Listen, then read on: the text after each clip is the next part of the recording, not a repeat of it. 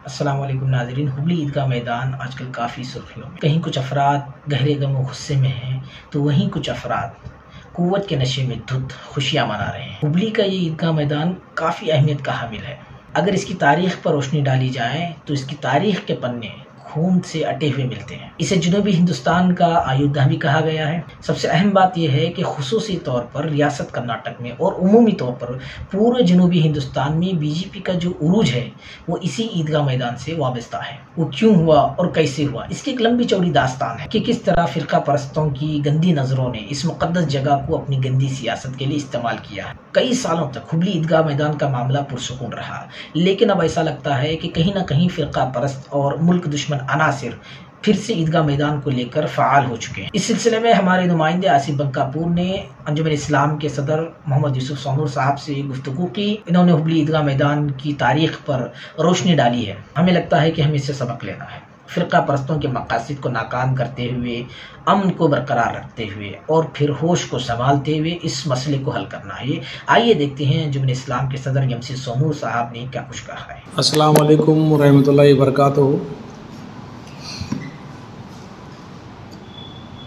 मैं और मेरे नायब सदर अली जनाब अलहाज अल्ताफ़ नवाज़ कत्तूर आपके सामने तशरीफ़ फरमा है। हम चाहते हैं कि हमारी नौ पीढ़ी को, नौजवानों को इसकी तारीख़ मालूम नहीं है। हमें सबको बताना चाहूँगा कि इसकी तारीख़ जो है अली जनाब अलहाज जब्बार खान अली साहब को मालूम है और अली जनाब ये मंडी साहब जो पहले से इसको चलाने में और तहरीक करने में मालूमात है।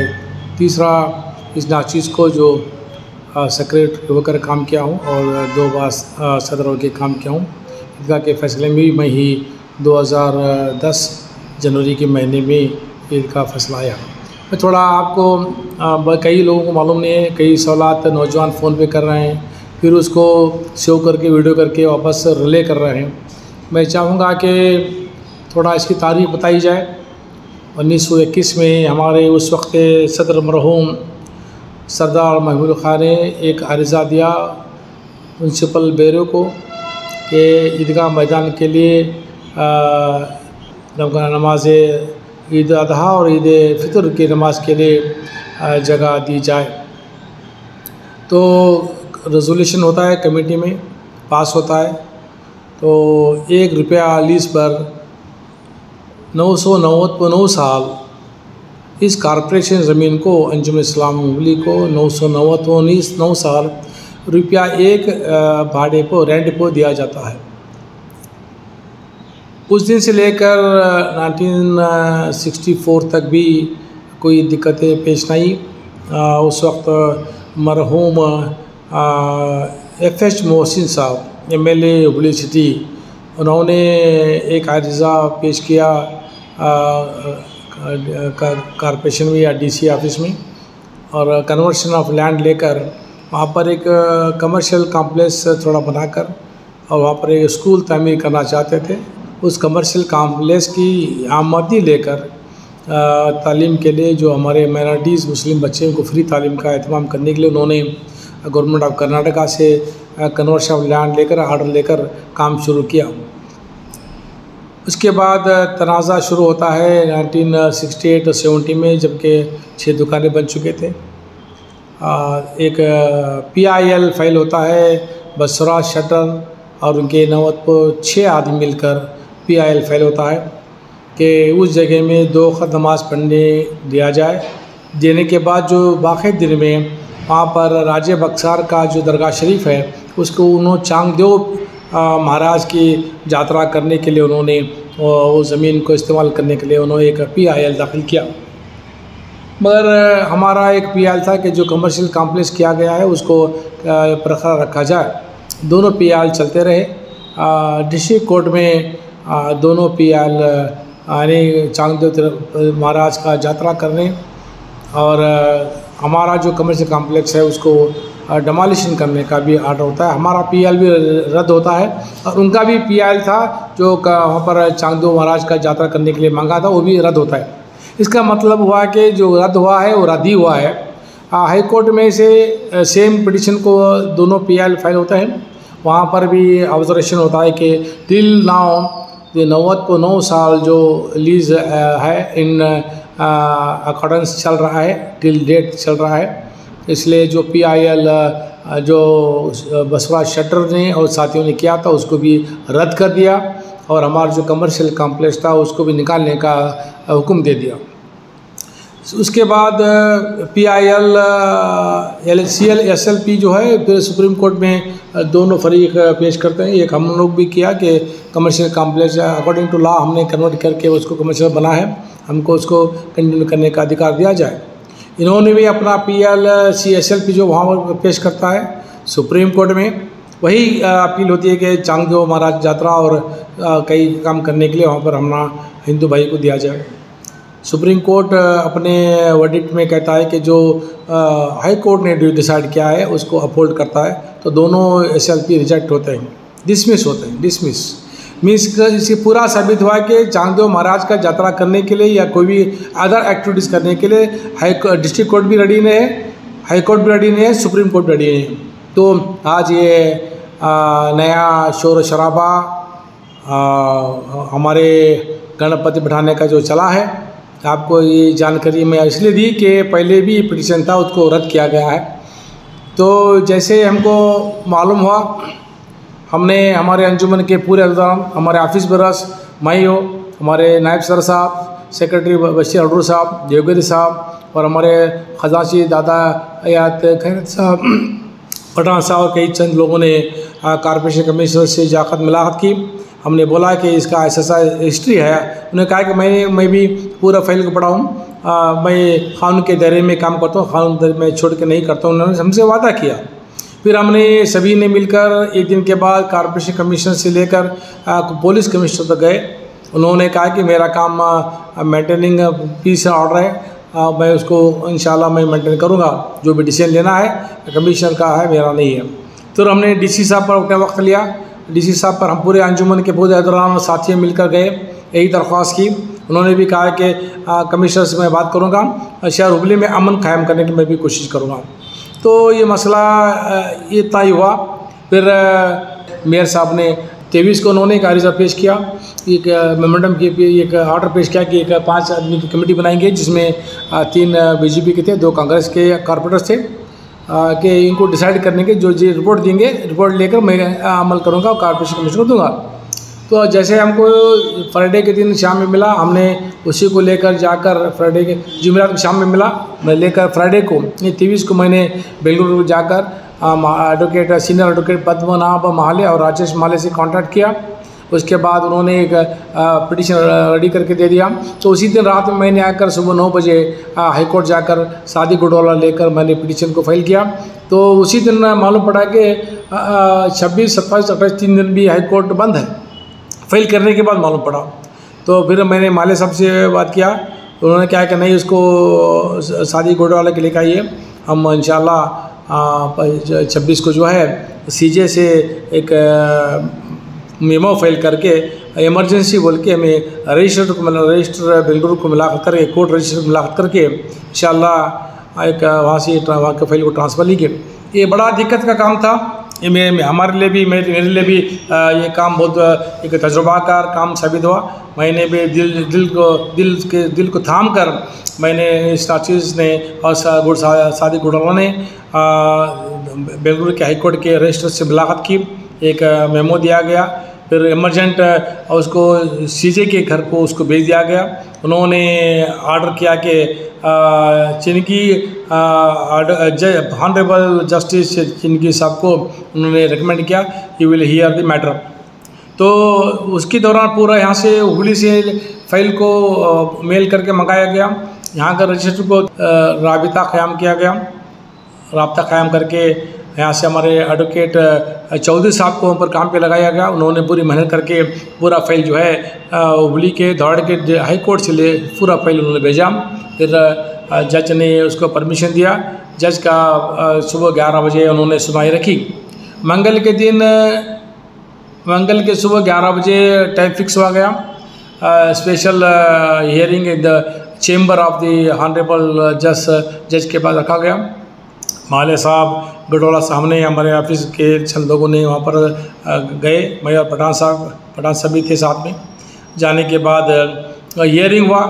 2:30 बजे हियरिंग होने के बाद जज ने कहा कि ठीक है, जो सुप्रीम कोर्ट का ऑर्डर चामराजपेट का जो ईदगाह का केस चल रहा है सुप्रीम कोर्ट में, वो आने के बाद हम लोग डिसाइड करेंगे। अगर वो स्टे मिलता है तो इंशाल्लाह हम लोग स्टे दे देंगे, नहीं मिलता तो कुछ सोचा जाएगा। तो वो ऑर्डर के बाद फिर तुम्हें मेमो फाइल करना पड़ेगा, फिर सीजे पास जाना पड़ेगा, सीजे हमको रिकमेंड करेगा, हम आके ऑर्डर इशू करता हूँ। तो 7 बजे, पौने 7 बजे करीब सुप्रीम कोर्ट का वर्डिक्ट आया। वहाँ पर स्टेटस को मेंटेन ऑर्डर हुआ। फिर हमने हाई कोर्ट के रात का मामला रात का था, हाई कोर्ट के रजिस्ट्रार को बात किया। उन्होंने, उनका ईद भी था, फिर सब छोड़कर उन्होंने आया, हमारा सपोर्ट किया। फिर हमने मेमो को फाइल किया। मेमो लेकर फिर सीजे के पास रात को चला गया। रात को जाने के बाद फिर उन्होंने डायरेक्शन दिया कि वही चिरगी साहब के पास जाएँ और ऑर्डर लेके जाएँ। तो फिर चिरगी साहब ने हमने टाइम दिया कि हम रात को 10 बजे आएंगे। 10 बजे कोर्ट को खोला गया। रात में स्पेशल पूरे टीम को बुलाया गया, उनके स्टाफ को बुलाया गया। हम इससे पहले में ये बात बहुत ज़रूरी है कहने के लिए कि जो हमारे जो रजिस्ट्रार हैं, चाहे बेंगलुरु का ही है या धौड़ के, दोनों ने हमारा पूरा साथ दिया। हम अंजुम की तरफ से उनका शुक्रिया अदा करते हैं। जब 10 बजे रात को आने के बाद, आने से पहले वहाँ पर कॉर्पोरेशन के एक एडवोकेट ने एक अर्जा लेके आया था कि already commissioner of municipal corporation has issued permission letter to the Ganpati बैठाने के लिए परमिशन दिया गया है। जैसे ही वो जज आने के बाद उनको हाथ में दिया गया। हमें भी परेशानी हुई। वो भी जज कहा कि 1 आधा घंटा आप बाहर वेट कीजिए, तो सब लोग बाहर वेट करते रहे। आधा घंटे तक क्या हुआ हमको मालूम नहीं है। फिर आधे घंटे के बाद 11:30 के करीब उन्होंने ऐलान किया कि already commissioner has given the permission for installation of Ganapati in ईदगाह मैदान, पार्ट ऑफ दी 30-35 के एरिया में डाला गया। ओनली फॉर 3 days का उन्होंने ऑडिट किया। हमारा जो मेयर का जो ऑर्डर था, रेजोल्यूशन को क्वाश कर दिया। फिर उन्होंने कहा कि it is property of corporation, late commissioner already has decided. So आपको आपके जो वर्शिप एक्ट है 1991 का या 1947 का जो कानून बोलता है, उसके ख़िलाफ़ आपको आप जो है करना चाहे तो आप जो है आप क्रिमिनल एक FIR कोर्ट में पर्सनल FIR कोर्ट में फाइल कर सकते हैं। तो यही होने के बाद हमें बहुत नाराज़ हुए। दोपहर का मामला अलग था, रात का मामला टोटल एडवर्स आने के बाद हम समझेंगे कि यहाँ पर भी पूरा कंट्रोल जो है टोटल जो है गवर्नमेंट ऑफ कर्नाटका का कंट्रोल हो गया। तो अल्लाह की मर्ज़ी, अल्लाह ही जाने क्या मसले थे, अल्लाह ही जाने। मगर हमने इतना जद्दोजहद किया। साथ ही साथ में हमारे हुबली के पूरे कॉर्पोरेटर्स जो हमारे कॉर्पोरेटर्स जो हैं कांग्रेस के, उन्होंने बहुत कोशिश की। उस हमारे अब्बाया साहब ने पूरी कोशिश की। साथ ही साथ सलीम अहमद और अब्बाया ने दोनों मिलकर बसवराज बम्मई CM के पास टाइम पूछा गया, नहीं दिए। फिर भी ज़बरदस्ती जाने के बाद उन्होंने अलग अल्फाज में कहा कि मेरा नहीं है, आप जो है प्रहलाद जोशी से का काम चल रहा है, मैं इसमें दखल देना नहीं चाहता। तो बताओ कि मेरी एक ख़ास एक राय थी कि हर वक्त अंजुमन इस्लाम हुबली और मूसा मठ के दोनों मिलकर मुतय्यन होकर हम लोग जॉइंट वेंचर यानी पीस हुबली को अमान बसाने के लिए पूरे कम्युनिटी, पूरे मज़हब, हिंदू मुसलमान सिख ईसाई सब के मज़हब के पेशवा मिलकर शहर हुबली के अमन के लिए मूसा मठ से हमारे शेख ताशा अली दरगाह रहमतुल्लाह कि वहाँ तक पैदल यात्रा किया करते थे। फिर पैदल यात्रा दरगाह शरीफ से लेकर मठ तक जाया करते। इतना मेहनत करने के बाद शहर हुबली में बहुत दिनों के बाद अमन कायम हुआ। मेरा एक अब सवाल पैदा है कि मठ जो है एक लिंगायत कम्युनिटी का बड़ा मरकज़ है, गवर्नमेंट भी उनके हुक्म से चलती है, ये हमारा यकीन है।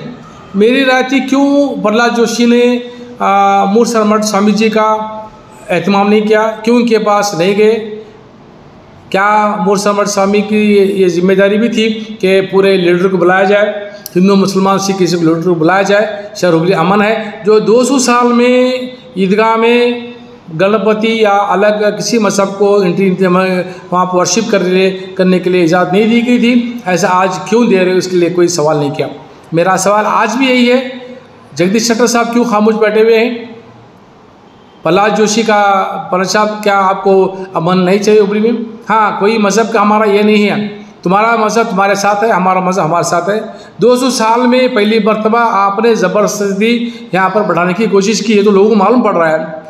इसमें हमारे कारपोरेटर के साथ में आली जनाब ये मंडरी साहब ने बड़ा अपना रोल अदा किया है। सबको मीटिंग बुलाई, बातचीत की, फिर अंजुमन मीटिंग हुई, कारपोरेटर लेकर मीटिंग हुई, अंजुमन मुतल्ला इकराम से मीटिंग हुई, सब मिलकर इत्यादि इत्तिफाक़ात के साथ इस मसले को हल करने में हम पूरी कोशिश की गई।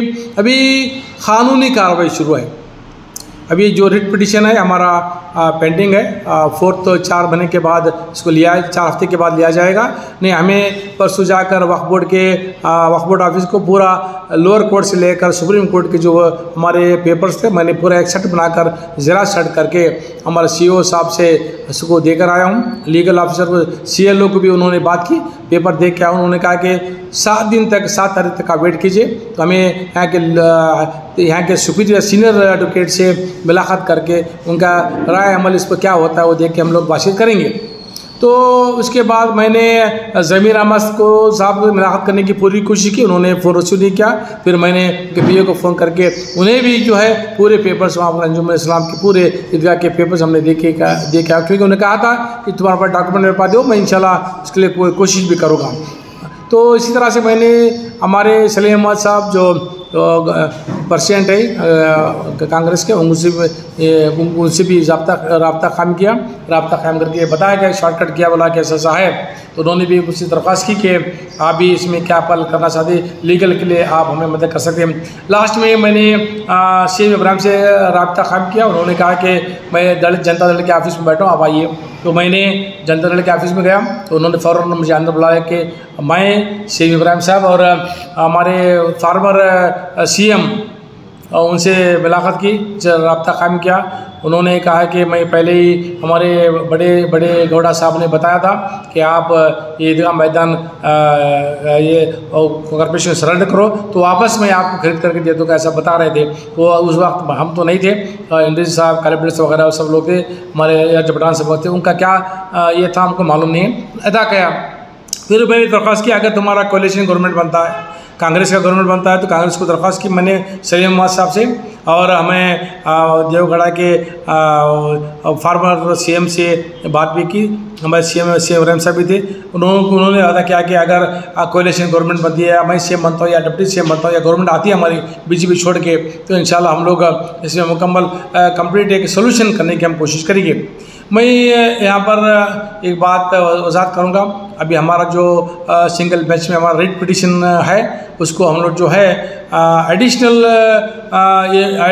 जो है डॉक्यूमेंट्स वगैरह, इवेंट्स वगैरह रेडी करके उसको एडिशनल अमेंडमेंट रेडी करा के उसमें इंक्लूड करेंगे।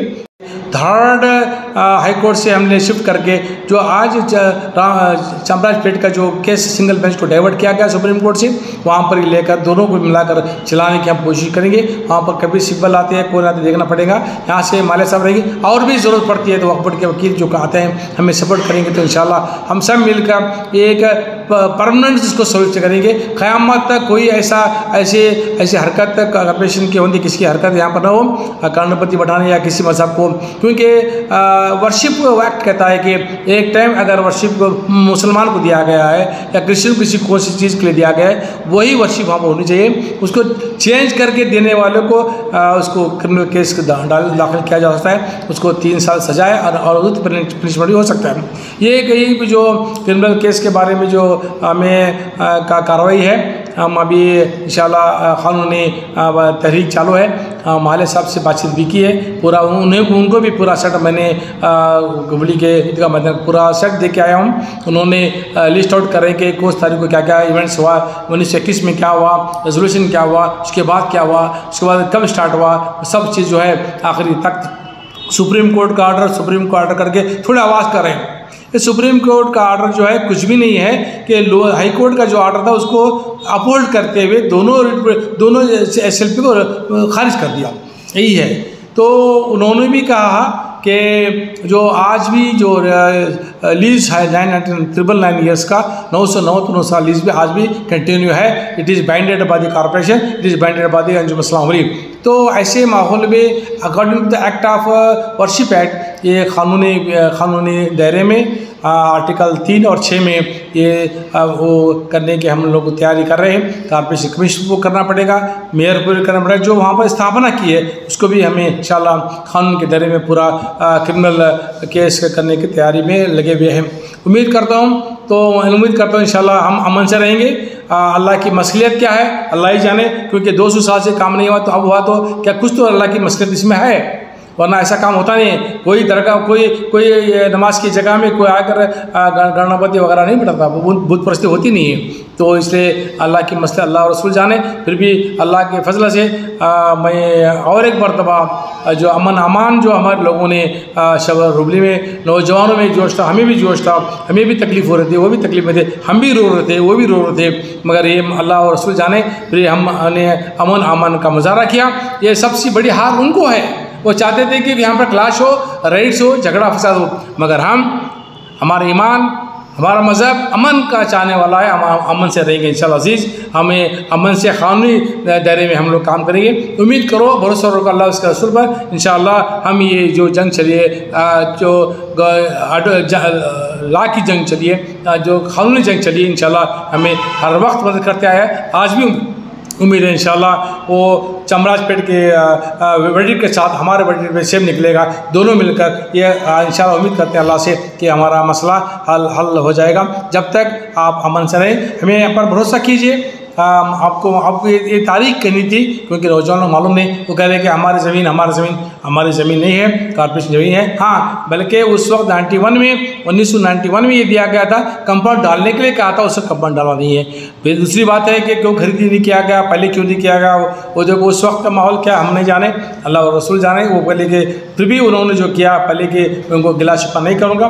अल्लाह उनके ज़रिए से वो चीज़ हमें नमाज़ पढ़ने के लिए इनायत फरमाई, अल्लाह का शुक्र है। तो आगे की बात है, लोग कह रहे हैं कि ईदगाह और एक बना और बना। इंशाअल्लाह उम्मीद करो, अल्लाह ताला से दुआ करो कि अल्लाह ताला हमें ऐसी ज़मीन दे जो कोई कंट्रोवर्सी ना हो। हमें एक नई जगह खरीदने के लिए हम सब मिलकर, वक्त पड़े तो हाथ में झोली फैलाकर हम लोग अंजुमन से और सब मिलकर इसको लेकर लेने की हम कोशिश करेंगे।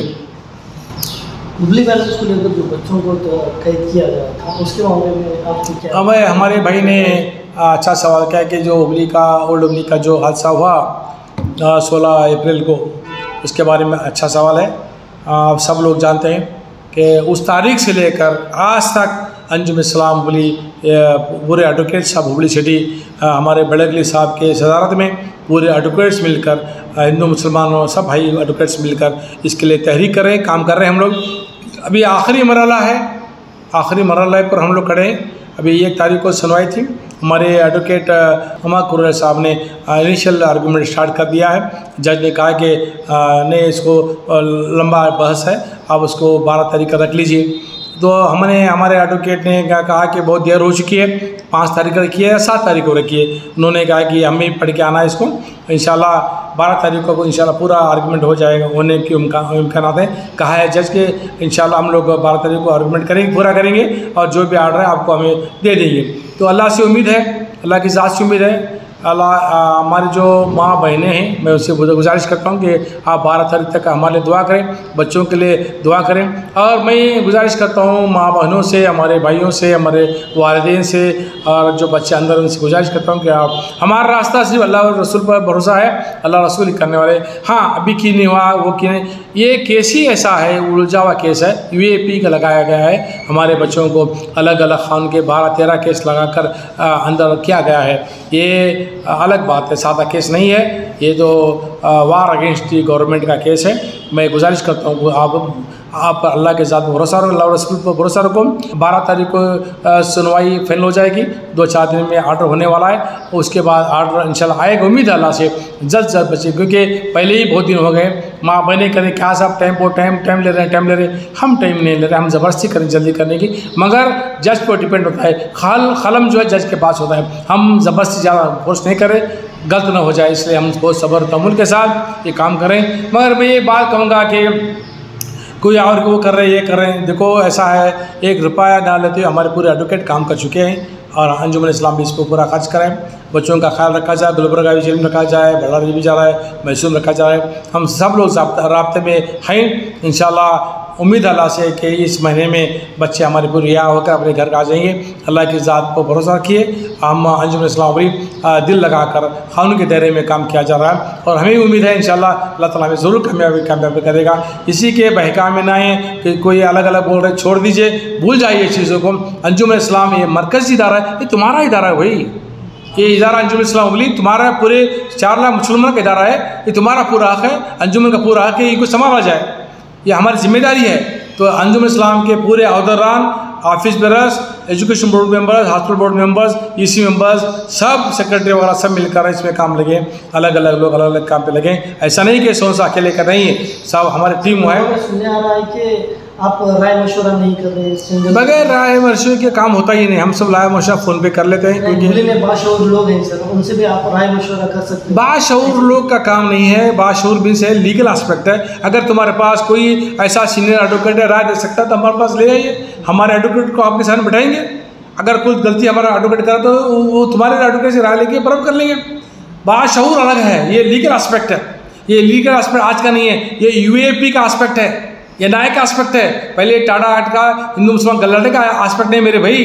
सब लोग कहते हैं कि उनको लेके बात करो, इनको लेके बात करो, बात करने का नहीं है। तुम्हारे पास आज भी मेरा ऐलान है, अगर आपके पास किसी के पास अच्छा एडवोकेट है सीनियर तो लेके आइए, हमारे पूरे से बात करेंगे, हम लोग बैठेंगे, राब्ता कायम करेंगे, आपस में बहस मुबासा करके अगर अच्छी राय आती है तो वो भी लेकर हमारा मंशा हम ही करना कर रही है। तुम्हारे पास कोई ऐसा सीनियर एडवोकेट लेकर आइए। आज भी कहता हूँ, लोग कह रहे हैं कि इनको नहीं पूछे, उनको नहीं पूछे, पूछने का सवाल नहीं भाई। कोर्ट के दरवाजे खुले हैं, आप आना चाहिए, आपकी जिम्मेदारी है। महसूस करो, दावत का काम नहीं है, सबको ले चलना है, सही है। सब लोग भी इंटरेस्ट लेके आना ना इस पर। 4 महीने कोई आया नहीं, अभी वो लास्ट में बोलेंगे इनको पूछे नहीं, इनको पूछे नहीं। पूछने का नहीं मेरे भाई, कोर्ट का दरवाजा खुला है, सब लोग आते। 2-3 का हमारे मनियार उन्होंने भी कारपोरेटर थे, उन्होंने भी आए थे, और एक कारपोरेटर वो भी आए थे, गुड़माल भी आया था। बहुत लोग आ रहे हैं इसमें। हमारे नायब सर साहब, हम लोग, हमारे ऑफिस पर सब लोग कोर्ट में थे।